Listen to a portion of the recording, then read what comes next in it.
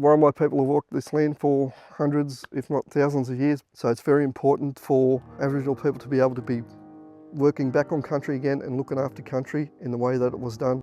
This project is an environmental trust grant that we secured about 3 years ago in partnership with the Worimi Lauk here in Port Stephens to deliver outcomes for koala habitat in the Port Stephens LGA. Worimi people call the koala the goola, so the burns that we put in through here specifically for the goola itself. Burn alongside the local Worimi people on country. I just feel blessed. It's definitely something special, and to be able to get them to build their capacity to help them do cultural burns on their own country. We've got all different types of age groups out here. We've got the young ones, we've got the middle-aged ones, we've got the elders. Once they get the purpose of it, and that makes them understand it better, and the relation that it has with culture and Mother Earth. For myself and for my kids as well, it's great to have them come back out here and see what we do, see what was done, how ancestors have done it. So it's great for them to learn and have that knowledge passed down to them, and hopefully they pass that knowledge on to their kids as they come through as well. Port Stephens is located in the New South Wales Mid-Coast and Hunter region.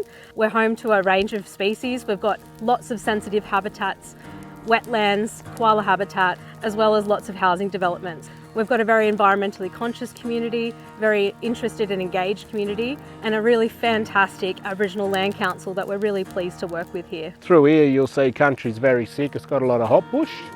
So at some stage in the past, a wildfire or a hot fire has moved through here and gone through really hot, and it's burned all the seed bank in the ground, all the native seed bank, and it's created this monoculture of hot bush that just take over and dominate the whole ground.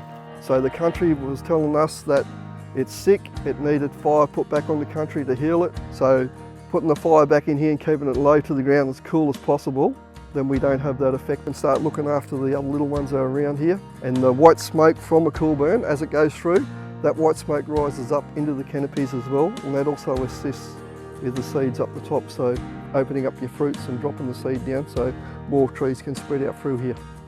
We look at the topography. We burned down, which made sure it went low and slow. If we burn from the bottom up, it roars like an inferno. So we always monitor the wind direction, the wind speed as well. And we reduce the fuel loads where we want it to go. So if one of the contributing factors aren't there, the fire will stop.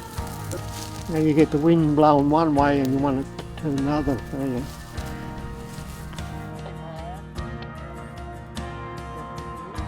talk to them.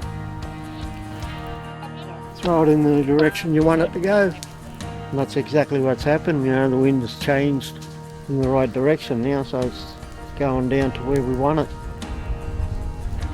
That is me asking, but that's Mother Earth looking after herself too. She knows our intention is not to do damage and harm to the land, but pay respect to it.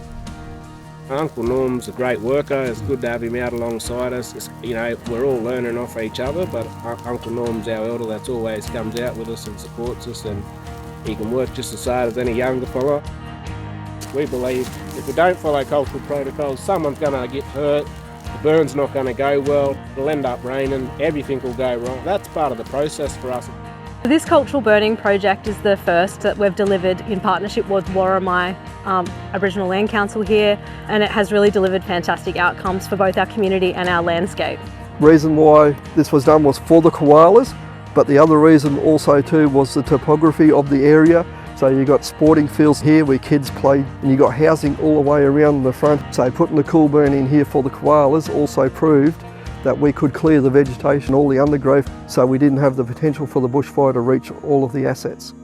It's been a real journey for all land managers involved and team members to build a cohesive relationship, as well as train up all individuals involved in the burn in traditional methods, and get that confidence about putting fire on ground and the expectations around what was required. We burnt just down below where we are today about 2 years ago. And what we're seeing is different, the native seed bank being activated and the native species shooting up and coming back through, which is really rewarding. Council have really stepped up to the plate and listened, and we've shared the knowledge, and they're working very, very closely with us, and we have a really good rapport. So it's been a good connection for all of us to come together. It's important for us to come out on country and do the right thing and do it the right way and look after the whole country.